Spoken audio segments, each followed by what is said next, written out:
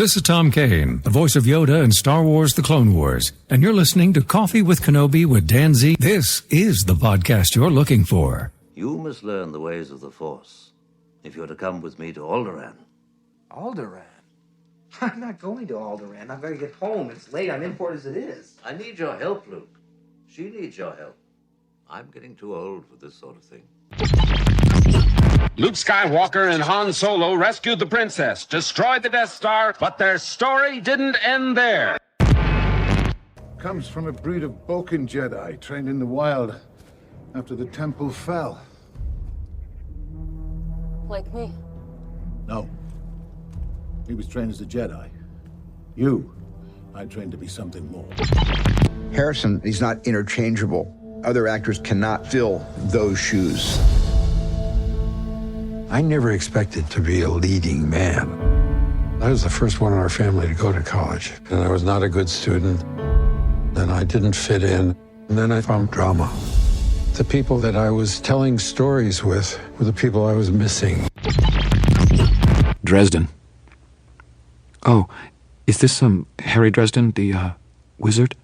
Her tone was apologetic, as though she were terribly afraid she would be insulting me. No, I thought, it's Harry Dresden, the lizard. Harry Dresden, the wizard, is one door down. It is the prerogative of wizards to be grumpy.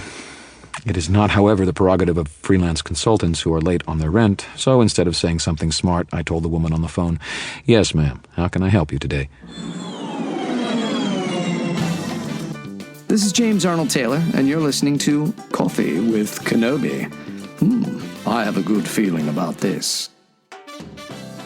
Hello, my friends, and welcome to Coffee with Kenobi. This is your bi-weekly, spoiler-free place for Star Wars community and conversation. I'm your host, Dan Zare, delighted to talk Star Wars with each and every one of you. Since May of 2013, whether you are a fan of Star Wars films, Disney Plus live action and animation, books, comics, collectibles, or Star Wars experiences at the Disney theme parks, on Coffee with Kenobi, you are among friends as we virtually share a cup of coffee while talking about this galaxy far, far away. Thank you to the official travel partner of Coffee with Kenobi, MEI and Mouse Fan Travel. Check out coffeewithkenobi.com/mousefantravel for a no-cost, no-obligation quote, and let them know Coffee with Kenobi and Dan Zare sent you. On today's special show, New York Times best-selling author, actually multiple New York Times best-selling author, Jim Butcher is here to talk about his brand new book, The Olympian Affair, coming out on November 7th. And of course, we'll talk about his famous Dresden Files series and, naturally, that galaxy far, far away. So pull up a chair, grab your favorite coffee mug, and let's have some coffee with Kenobi. Joining us today for a cup of coffee, he is the multiple New York Times bestselling author of the Dresden Files, the Codex Alera, and, of course, the newish series, steampunk series, the Cinder Spires, of which we're going to talk a lot about. The brand new book, The Olympian Affair, comes out on November 7th. Please welcome Jim Butcher. Hi. How's it going, man? It's great. It is great to have you on the program, for sure. Thank you very much. I'm happy to be here. Yeah, thank you. Well, so this is great because the co-creator of Coffee with Kenobi, he did the show with me for a few years. His name is Corey Clubb, and he introduced me. He said, Dan, there's this series about this wizard, and he lives in Chicago. And of course, I'm a big Chicago Cubs fan. And he said, by the way, there's a book where the main character fights in Wrigley Field. I'm like, well, I got to check this out. Well, I devoured all of them. So it's a pleasure to have you on the show. Oh, thank you very much. Yeah. So let's just, the trick with interviewing someone like you is that you've probably been asked every question every way possible. But I'm excited about this because not only am I a fan of your work, but I also teach writing at the college and high school level. So this will be great. I'm really interested in your craft of writing. I love your prose. I love your character development. Where did it kind of all start for you, this love of the written word? It all started my senior year in high school. This will let you know what kind of person I was. My senior year in high school, I was doing the cool senior thing, and I was skipping class. But I was skipping class to go hang out in the library. because that's where the books were. And so I was in there, and the vice principal in charge of student discipline came into the library, and they never showed up there because the troublemaker kids never went there, which is one of the reasons I hung out there.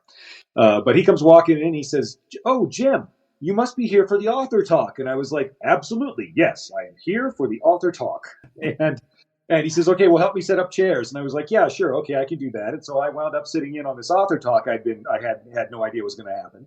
And Margaret Weiss, who wrote the Dragonlance Chronicles, was the person who was coming in to talk to the class, and she started talking about being an author. And I thought to myself, "Oh my God, here's this person. She's from my hometown, and she's written these best-selling books, and she did it. What if I could do that too?"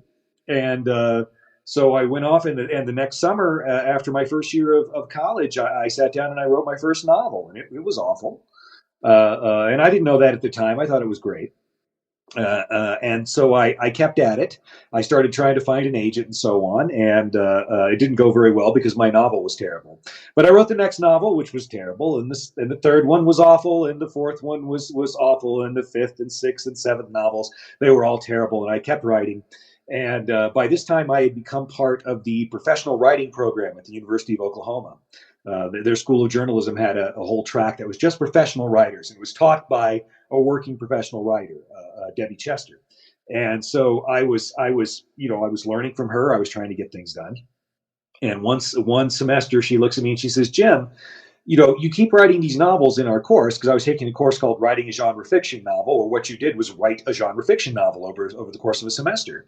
And she says, "You keep talking about Buffy the Vampire Slayer and Babylon 5, and we're talking about writing craft. Maybe you should write some urban fantasy or some science fiction and try your hand at it and see how it goes." And I was very much a swords and horses fantasy writer. That's exactly what I was going to write. And I turned to her and I thought, "Dear woman, you clearly don't understand what's going on. I have a bachelor's degree in English literature, with an emphasis in creative writing, whereas you have merely published 40 novels.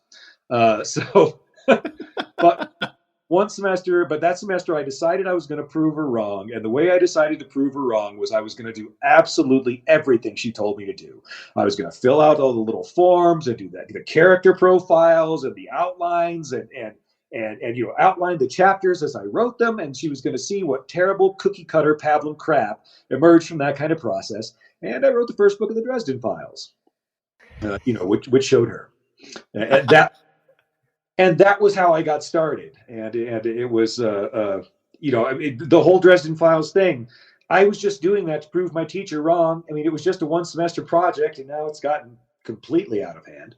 Well, thank goodness she challenged you like that, because, I mean, look at that. And I love that you mentioned Buffy. Of course, I'm a big fan of Buffy the Vampire Slayer. I think that TV series was just absolutely genius with the character development. And so that inspired the Dresden Files. Character development. I mean, the brilliant thing about Buffy was everybody who was a writer on Buffy in that writing room went on to become a successful writer in Hollywood. I mean, it was everybody there. They started off and they learned and they developed their craft and they really got behind what they were doing. And all the folks there know how to write a good story. You're right about that. Absolutely. Are there certain authors that spoke to you growing up? I mean, when someone asks me that, I say Mark Twain, and I can already tell by the wit you've got a little bit of that Twain in you, which is the highest compliment I could give someone, by the way. Yeah. Oh, yes. Thank you very much. Fellow Missourian, Mark Twain. Ah, yes, absolutely. Let's see. I did read Twain. I read a lot of Kipling. C.S. Lewis was a big influence. Let me think. David Eddings, his Belgariad series, which was just great, pulp fantasy and a whole lot of fun. Oh my gosh. I read just everybody that came out. Tolkien, of course, was up there. I mean, he was one of the first, I remember getting strep throat, in first grade, and my sisters went out and bought me the primary color box set of Tolkien books, the green, red, yellow, blue ones. And then they also bought me the Han Solo trilogy by Brian Daley, who was the first one to write Star Wars books after Star Wars came out. And I mean, these were all the authors, Margaret Weiss and Tracy Hickman, of course, because, they were early writers who were there. The Shannara books were huge, and then eventually I started reading other people as well. Stephen King, Dean Koontz was a huge influence. Particularly, I prefer Koontz to King because I think Dean Koontz has is stronger on the craft, and King is more of an artist. Which that's fair, and it's perfectly fine. It just depends on what you like more. Probably my hero as a more developed writer, at least as an older writer, is Robert B. Parker, who wrote the Spencer novels. Robert B. Parker is kind of he's kind of a personal hero. I mean, he started writing those Spencer novels, just banged them out, got them done.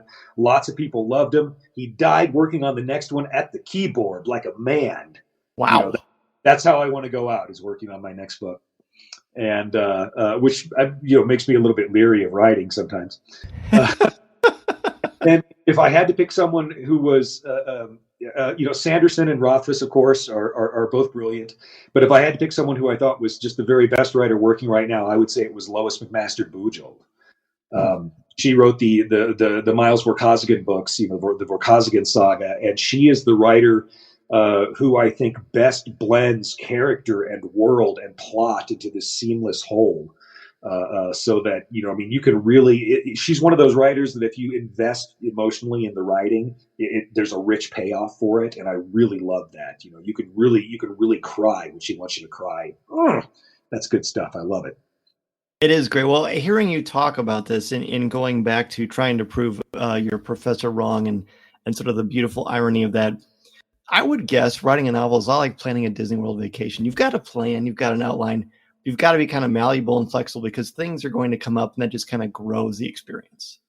I like to think of it as a road trip, as a spontaneous road trip. You know where you're going to start, you know where you're going to end up. That's what you need before you get started on the trip. And then you kind of might have an idea of some places you want to hit in the middle on the way there. But I know if I'm going to drive to California from Kansas City, I'm not sure exactly how I'm going to get there, but I know I'm going to start on I-70 and start heading west. And that'll be the general thing that I need to do. And then I'll need to make some choices about whether I want to go north or south or windy, through the middle of Colorado. And, but you don't have to know every step of the way. You don't have to know every curve of the road, every exit you need to take. You only need to see about as far ahead as your headlights can go to just stay on the road. And that's what I like to think that storycraft is. It's that ability to let you know, okay, I'm not quite sure exactly where I'm going to be, but I do know that the next 50 feet, these things need to happen. And that's what learning storycraft is really, really good for. And you just go 50 feet, 50 feet, 50 feet, and eventually you get to the end. Amazing. So when it's time for you, I mean, I'm assuming when you've got a big craft, I mean, you obviously dedicate a certain amount of time each day. When there are lulls, do you find yourself to be restless? I'm much more at peace when I'm writing. When I'm getting writing done, that's usually when I'm relaxed. And when I'm not getting writing done, then I'm wandering around, bumping into walls, doing different things. And I like to try a lot of new and different things, just sort of different experiences. So lately, in Colorado, it's been the Colorado experience. So it's like hiking and whitewater rafting and stuff like that. And this is all stuff that I'll be able to use in writing at some point or another. So I think that's one of the best things you can do as a writer is go out and find new experiences and try new things. And just kind of fill up your own cup. Yeah. Yeah, you do. It does. I mean, it's not only good for you as a human being, it's good for you as a writer because it gives you more of a basis in which to kind of more soil in which to plant things, for your writing. So now I know what it feels like to fall into a 37-degree river with no wetsuit on and to know, oh wait, I've got about 90 seconds before I go into hypothermia. I need to get out of here, like that. So. Well, okay. So, your three different, I mean, you mentioned that I know initially, and I read, of course, interviews and things like that. I know initially, you wanted to get into the world of swords and horses, as you put it. And you mentioned Tolkien. I'm assuming you're a D&D fan as well. All that, it's same here. It's great stuff.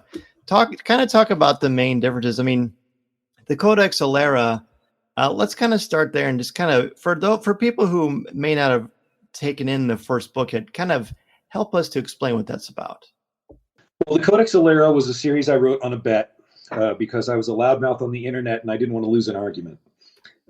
So there was a discussion going on at the time, and it was one of those discussions where you hit reply and then caps lock and start typing, you know. But the whole discussion was one side was arguing that in order to write a really great novel, you had to have a great idea. And so they were arguing the holy idea, capital letters, and that if you had a good enough idea, it didn't matter how badly you wrote it, it would do well. And they held up Jurassic Park as an example. It was their example, not mine. And then the other side of the argument, which was the side that I was kind of de facto championing, was the argument that it didn't matter how many times a given story's been told.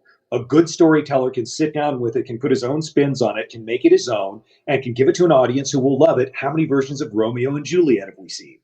You know, like that. And so that argument went back and forth. And finally, this guy says, all right, let's see you put your money where your mouth is. Let me give you a terrible idea and see you write a good story out of it. And because I am who I am, I replied to him, no. I tell you what, why don't you give me 2 terrible ideas? I'll use them both. And so the guy said, all right, first terrible idea is Lost Roman Legion. I'm so sick of Lost Roman Legions. All the Lost Roman Legions should have been found by now. So that's the first idea you have to use. I said, all right, what's the second one? And he says, Pokemon. And I took that and I said, okay, so let's start putting this together. And I went and studied the Lost Roman Legions. And there's a couple, but they usually refer to the 9th Hibernian Legion, which is the one that marched north of the wall in Britain and was never seen again. And odds are good they got wiped out, or they found out that it was cooler up there than it was in the Empire, and they just sort of settled in. We're not really sure what happened. But I said to myself, all right, they marched off into a storm, and that was the last time they were ever seen. Let's say they marched off into a storm and got Bermuda Triangled to somewhere else. Where did they go? Land of the Pokemon. So I look at Pokemon. Pokemon is itself a fusion of 2 ideas. First is the idea of kami from the Shinto religion. Kami are spirits that live inside all natural things. So a tree has a kami in it, a mountain has a kami, a pebble has a kami, and you should give respect to the spirit of all these natural things. And then they took that and they combined that with professional wrestling and they made Pokemon. So I decided, okay, well, the Romans go off to the land of the Pokemon, the kami. I got to have a good name for them. What am I going to call them? And in the background, I was watching Big Trouble in Little China. And it got to the point where Egg Chen says, all motion in the universe is caused by tension between positive and negative furies. I went, ooh, furies. That's even Roman. I could definitely work with that. And so I named these Pokemon. I named them Furies, and I had them, each embody one of the 6 elements as is understood in the East. As opposed to the Western 4-element scale. And then I said, okay, so the Romans march there. They start interacting with these Pokemons. What are they going to do with it? Make an empire. That's what Romans do. And so I gave them about 2,000 years to cook and to establish this empire and to have this, this complex dynamic land. And I did a lot of research into the Roman legions about what they were made out of and kind of the demographics of a Roman legion, if you will, at that time. And then it said, okay, what kind of society is going to be built from that? So, well, part of it is going to be Roman metropolitan centers because there's going to be Romans that are involved in that legion. But those legions were also about half German mercenaries. So I said, okay, so the rest of them is going to be, they're going to be these cosmopolitan centers with all these German freeholds around them. And so then I established that as my story world. I figured out how the magic of that world worked was all through these Furies. And then I started off in a farm in the middle of nowhere with the boy who was going to turn out to be a prince, because that's how fantasy stories start. I didn't make that rule. Somebody else established that well before me. And then I started writing, and I'd gotten through the first 50 pages or so, and it was going really well. And I turned back to this guy on the internet, and I said, you know what? I don't want to post this story here on the internet because we're still not sure how that's going to interact with copyright, but I think I could sell this. And the guy said, oh, so you're admitting I'm right. And so he got to be right, and I got a 6-book contract. This is Vanessa Marshall, and you're listening to Coffee with Kenobi.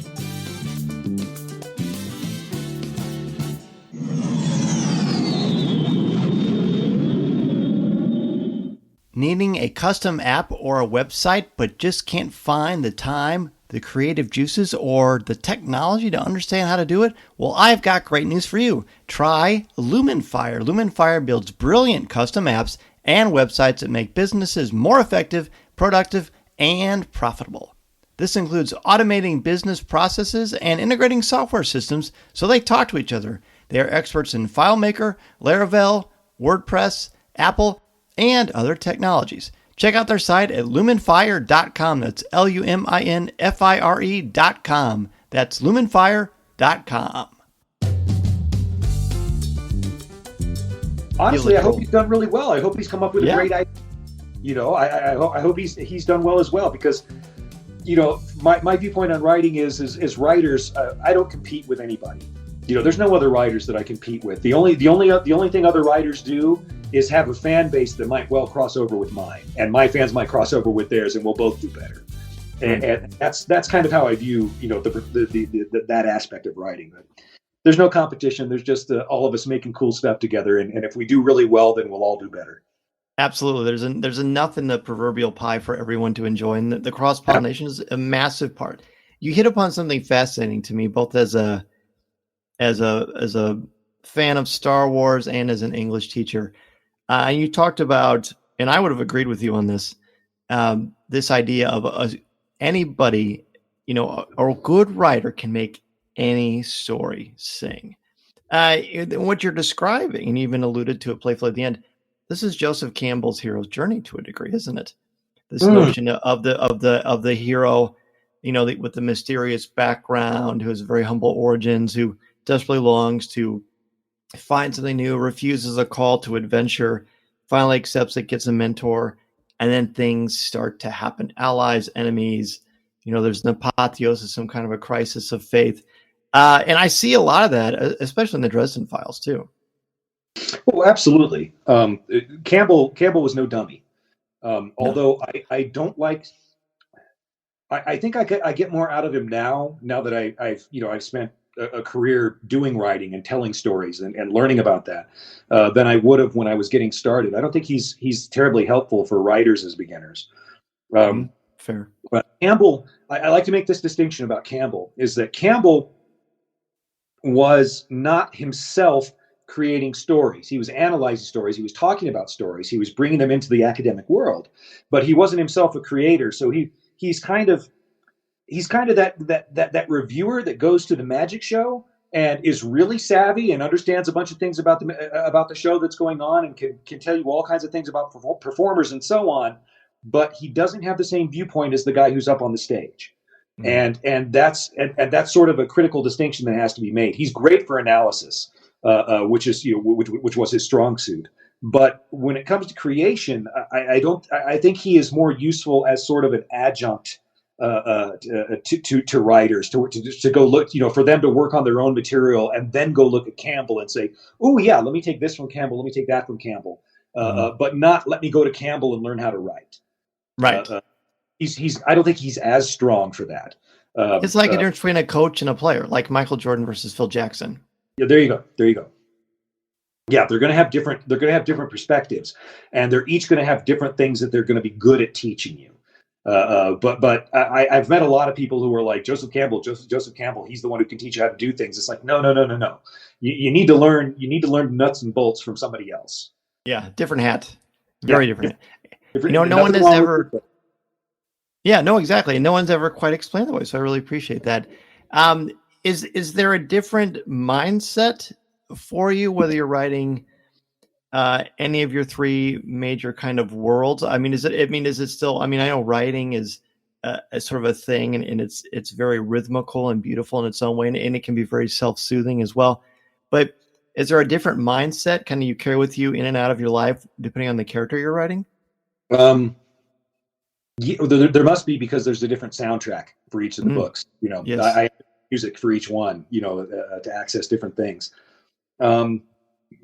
Writing Dresden, because I write from a first person point of view, you know, with Dresden, you know, I, me, and I have to draw so much more because I have to have that warm viewpoint.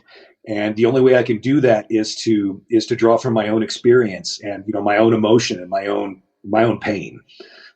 So when I'm writing Dresden, it can be much more personal. And those scenes that, that people will come tell me, "Oh, you tore my heart out with this scene," and I just kind of nod and I go, "Oh, you don't know what I had to go through to get to a place where I could write that." Not just the life experience, but the actual in the scene itself. I'm sobbing like a baby when I'm writing stuff like that. Oh yeah, and that gets real personal. With the third person viewpoints, with Alera and with the Cinder Spires.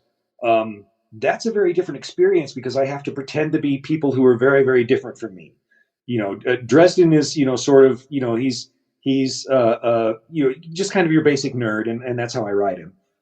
He just happens to be a magic nerd instead of a science fiction nerd. But these other characters, when I write from the viewpoint of Azana, a middle-aged mother, or when I'm writing from the viewpoint of an outcast nobleman, in his name is Benedict, in the novella for the Cinder Spires. These are people who have had very different life experiences than me, and so it's much harder to kind of settle down in their viewpoint and figure out, okay, how do I relate to this person? How do I understand this person? How do I get across to the reader who they are and make them likable or at least enjoyably hateable? And still, and still move ahead with the story and make sure I get their motivation and I understand what they want. And that is often very challenging, but it also, I think, kind of creates a greater sense of empathy. I think it's been proven that the more you read books, the more developed your empathy is for other people. And I think writing books in many ways does much the same thing. Where, it's hard for me to judge anybody anymore. I just can't. So many people, because everybody goes through their own unique and special kind of hell and their own unique and special kind of heaven, in their life.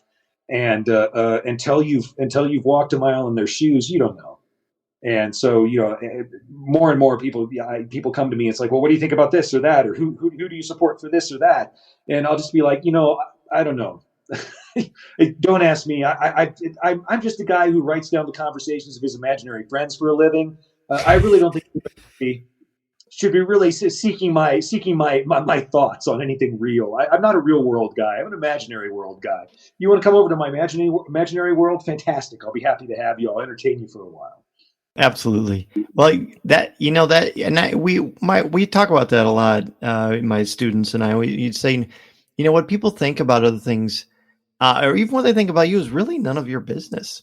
So you just kind of embrace who you are and put your best foot forward into that. And I also love that what you mentioned, because I've told people who teach other things, because of course I said I teach literature, I teach composition, I teach mythology, I teach British Lit, and I say I love teaching literature because it's, to me, and I'm very biased, it's the only subject where you are teaching empathy, and you completely nailed it when you talked about that.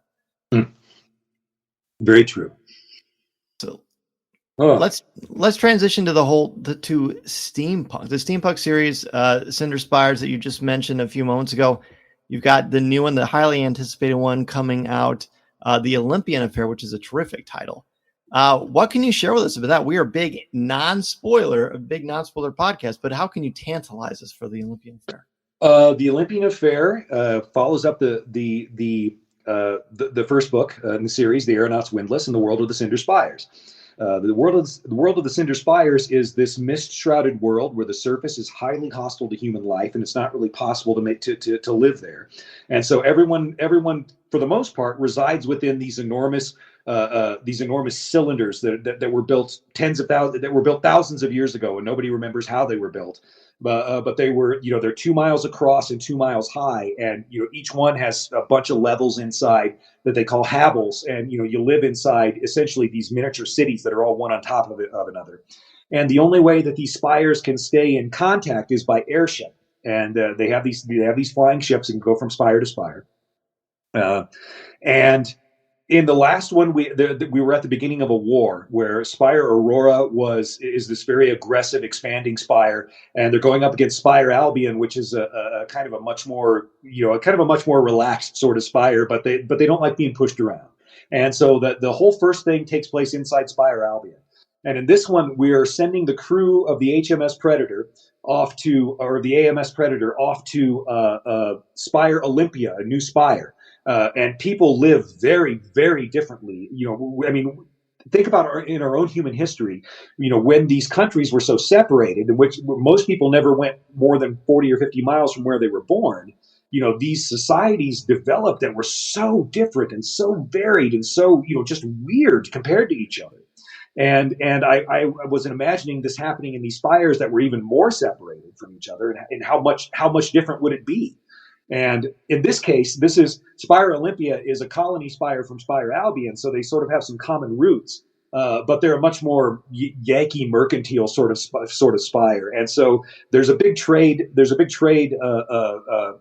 confabulation, a summit happening that it's being called a trade summit, but what everybody really knows is they're going to pick teams for the war because they know there's a war coming.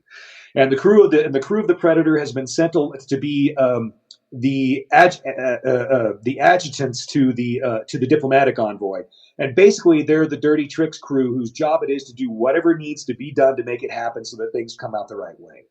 And we've got political dealings, we've got duels, we've got enchanted clothing and poison and kaiju and everything that makes steampunk great.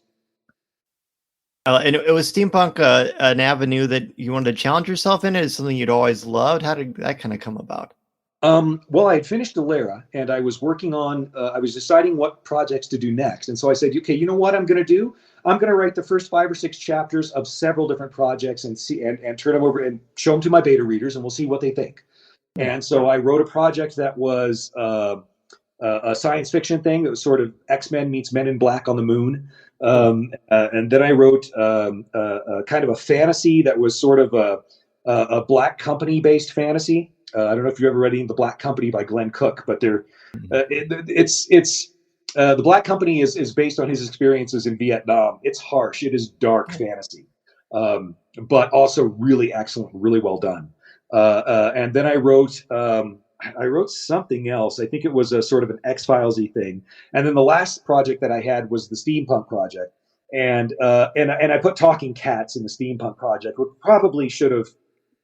probably should have known what was going to happen when the beta readers got a hold of it, but they got a hold of that one and they loved it. And there was a very strong emotional reaction from them. And I went, okay, this is the project I need to do next. This is the one that really seems to be tickling people's imagination. And so I started putting that together.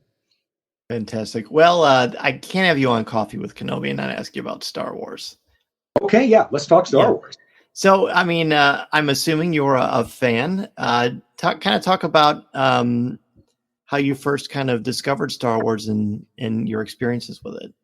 My sisters took me out. It's the first movie I remember being taken to see. Apparently, I was taken to see Snow White. But I don't remember that. I do remember being taken to Star Wars, and that was on the second night, not premiere night, but and then I remember when Empire came out. My sisters came up, and they're 12 and 14 years older than me, so I kind of had like 3 moms. And my sisters came up, and they lied to my teachers that I had a dentist appointment and got me out of school and blindfolded me and took me to see Empire in the big Orpheus Theater downtown, the old opera house, with the big swooping curtains in front of the movie screen and everything like that. And it was just, it made such an impression on me that when Return of the King came out, I did the same thing with my son. I went up and I lied to his teachers that he had an appointment. We would see the first showing of Return of the King. But yeah, that was where I started. And then after that, it was Star Wars everything. I was like the target audience kid for all the Star Wars toys, and I collected them as quickly as I could. The Star Wars Atari games, before anything else came, we had any other gaming systems. And after that, it was, when it came out on video, I was like, I can watch it so many times. I've watched Star Wars over 500 times. I don't know.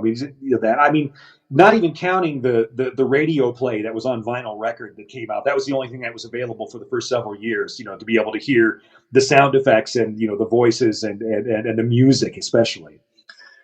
Star Wars was formative for me. I mean, that was what, and when you look at it structurally speaking, it's so well crafted. I mean, it is very well done. There's no fat in A New Hope. You know, I mean, you can't lose anything, and it's still the same story. So I loved it. When I started writing, Star Wars was, of course, a huge influence. It's one of the movies that I put on in the background, you know, when I'm working. Oh, cool. Yeah. Oh, yeah. Absolutely. I do think that John Williams does not get even as much credit as he gets for the music in those movies. He doesn't get enough because the music absolutely made those movies. That's what made them so stirring and why they reach so many people. There's a popular mantra out there that says John Williams is the oxygen of Star Wars. Yeah, that's not wrong. It's not wrong. He was brilliant. And I think he carries that into Raiders of the Lost Ark too. I mean, of course, all of stuff, but I think especially with Raiders, he really brings Harrison to life. Yeah, Raiders, E.T. There's so many things that he's done. Superman. He did the theme song to Superman. On YouTube a few months ago, I saw something go by that said the Superman theme, the epic version, and I went, stop. The Superman theme is the definition of epic. You don't make it more epic by just adding a little bit of wham in the background. You know, I mean, that was already just beyond, beyond anything else epic you could have. I mean, Williams had a genius for being able to pick out the most important emotional elements of each story and to put them into the music somehow. And that's just sorcery, man. Mm-hmm. His leitmotifs are the stuff of legend. I mean, I actually had the good fortune to see him perform several times. And the first time I saw him, the first song he played was the theme song from Superman. And I have goosebumps now just thinking about it. Oh, yeah. Comes to life. Yeah. He's a treasure of our generation. He really is.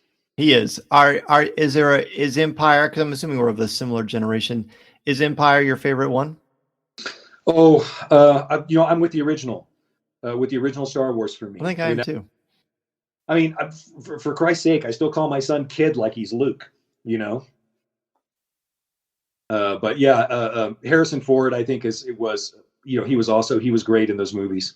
I mean, he really hit his peak as Indy, but I do feel bad for him because he's such a good, action hero because his reactions are so amazing that his expressions and his body language in the moment really sells everything that he's doing, and it really makes you like him.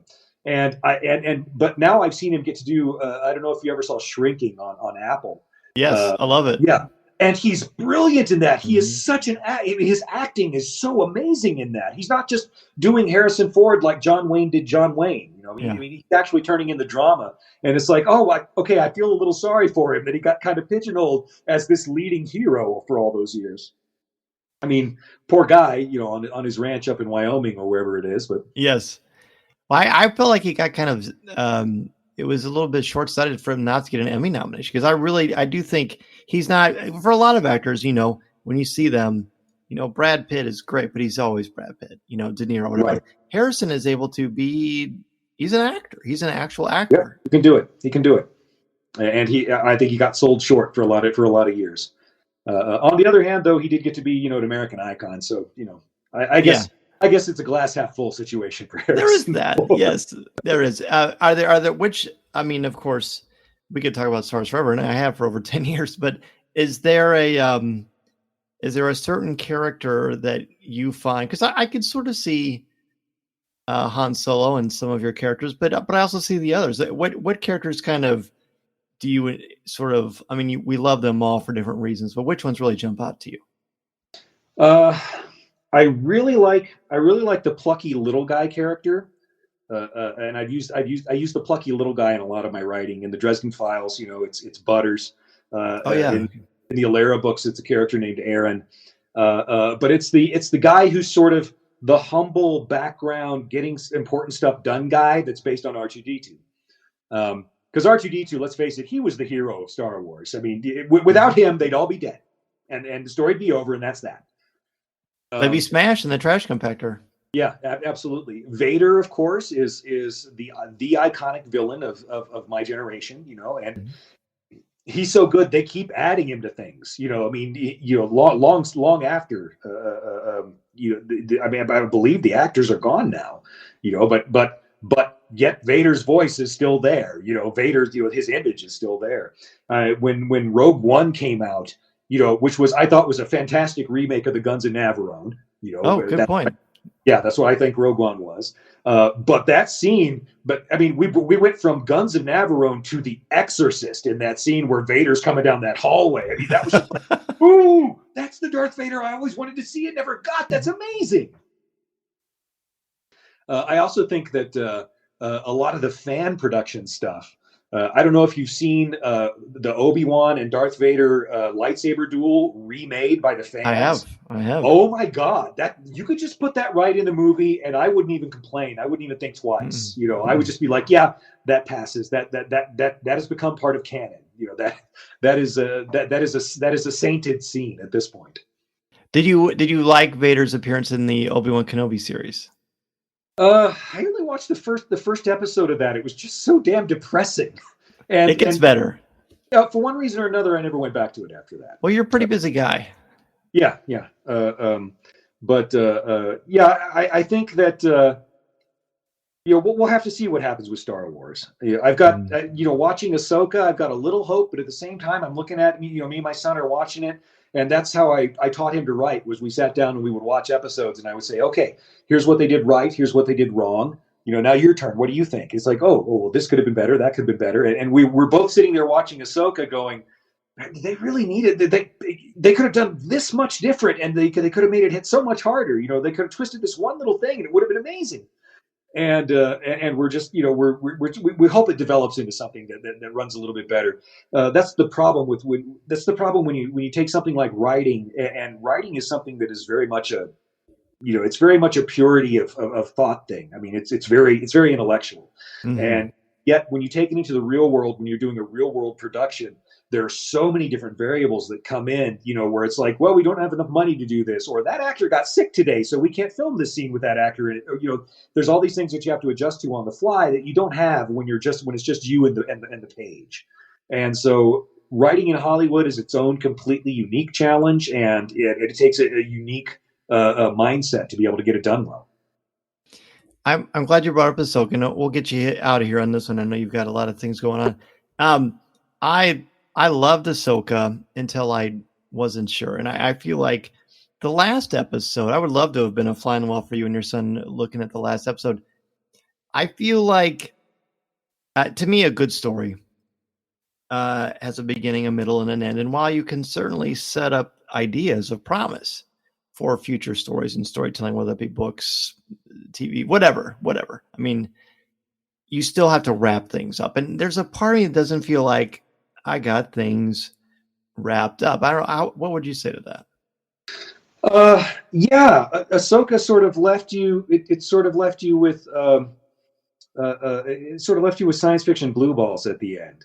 You didn't feel that sense of release, that something important had happened.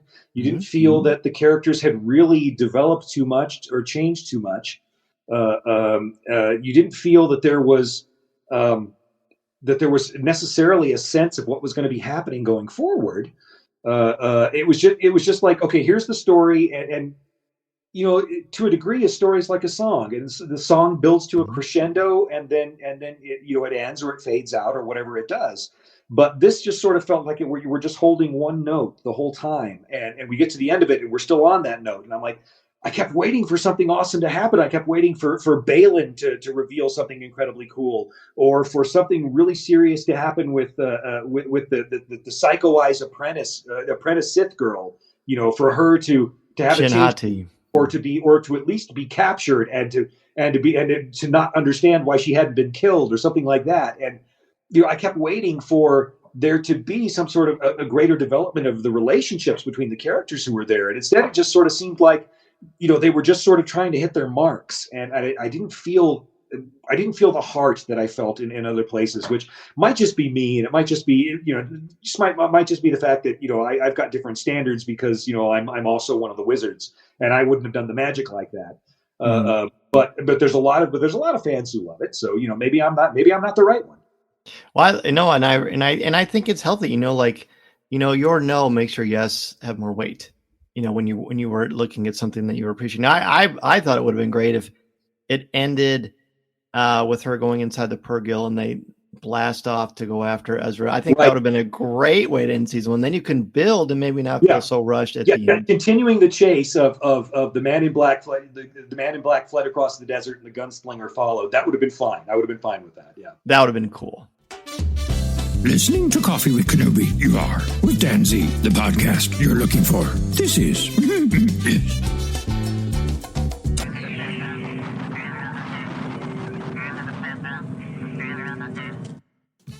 Well, boy, oh boy, it was absolutely terrific to talk to you, my friend. I could easily talk with you forever about Star Wars. You're certainly welcome to come back on anytime. Of course, as we said, the brand new book is coming out. It is called The Olympian Affair. Comes out on November 9th. You've got a massive book tour. What can you share about the tour, and what can you share about what you have coming out in the future? Well, you can go by and check my website or my socials. You can look for me on Twitter. I'm Longshot Author on Twitter. You can look for Jim Butcher on Google. It'll come up. So there's a schedule for my tour. I'm off to starting on Monday. I'm in San Diego, and the next day Seattle, and the next day Salt Lake, and the next day Chicago, and the next day Kansas City, and then back to Denver. And then Colorado Springs a couple days after that. So if you're in any of those areas, we'll have a nice talk, and we'll have the fans ask a bunch of questions, and I'll make some goofy jokes, and we'll have a good time. All right. Thank you very much, Dan. It's a pleasure to be here. A huge thank you to Jim Butcher for joining me on Coffee with Kenobi. Boy, am I excited. And again, huge thanks to Corey, the one and only Corey Club, for introducing me to the world of Jim Butcher and the Dresden Files. That this interview is dedicated to you, my friend. I also want to thank all of you for joining me each and every week on Coffee with Kenobi. The website is coffeewithkenobi.com for Star Wars news, announcements, reviews, videos, and so much more. The official travel partner of Coffee with Kenobi is MEI and Mouse Fan Travel. Go to coffeewithkenobi.com/mousefantravel for a no-cost, no-obligation quote. And Disney World, Disneyland, Galaxy's Edge, the Disney Cruise Lines, Mouse Fan Travel can help you make all these things as easy as possible and give you that peace of mind we all appreciate when planning our family vacations. CWK Live is Tuesday nights at 7 o'clock p.m. Central Standard Time at coffeewithkenobi.com/CWK Live. So please join us as we are rewatching the Mortis trilogy. We are on the second episode, that is Altar of Mortis. So rewatch that or watch it for the first time and join us with your top fives next Tuesday night at 7 o'clock p.m. Central Standard Time. The CWK Cafe is our Facebook group for Star Wars thoughts, comments, reviews, and opinions in a family-friendly, spoiler and drama-free place. You can find that at coffeewithkenobi.com/community. I also want to thank the CWK Alliance. This show is possible because of the members of the CWK Alliance. Thanks to you, this podcast, CWK Live, event coverage, and so much more comes to life. Find out how you can help this show for as little as $1 a month by joining the CWK Alliance, and you'll receive access to CWK Pour-Over, an exclusive weekly audio and video podcast not heard anywhere else. Last week we did a great show where we looked at 3 horror comics from the 70s and a few, and one that's a little bit more recent, although not that recent. I think it's still from the 80s. And we just kind of give a 10-minute review of each one. It's a blast. Hope you will join us. We like to go through lots of pop culture in addition to Star Wars on CWK Pour-Over. And that is, of course, as I just said, for members of the CWK Alliance. Go to coffeewithkenobi.com/CWK Alliance so you too can be a member of this little group of ours. You can email me, danz at coffeewithkenobi.com. Connect with me on Twitter at Mr. Zer, MRZEHR, on Instagram at danzercwk, and on LinkedIn. Coffee with Kenobi is on social media like Twitter, Instagram, Pinterest, and TikTok. You can give the show a like at facebook.com/coffeewithkenobi. And subscribe to Coffee with Kenobi's YouTube channel, where you can find access to over 700 videos, past live shows, and events, plus this little podcast right here. Please take a couple minutes to rate and review the show on Apple Podcasts or Spotify. And if you want to get some Coffee with Kenobi swag, we have t-shirts, coffee mugs, hoodies, and lots more at coffeewithkenobi.com/shop. If you are interested in starting a podcast or a blog or want to expand your existing brand, or you need a speaker for your school, conference, business, or organization, go to danzmedia.com and get that process started. As always, thank you for joining me twice a week for a virtual cup of coffee. I appreciate your time and look forward to the next opportunity to talk Star Wars with each of you. I'm Dan Zaire, reminding you that this is the podcast you're looking for. This podcast is not endorsed by the Walt Disney Company or Lucasfilm Limited. It is intended for entertainment and informational purposes only. The official Star Wars website can be found at www.starwars.com. Star Wars, all names, sounds, and any other Star Wars-related items are registered trademarks and or copyrights of Disney and their respective trademark and copyright holders. All original content of this podcast is the intellectual property of Coffee with Kenobi unless otherwise indicated. This is the podcast you're looking for. There's no one here. Move along.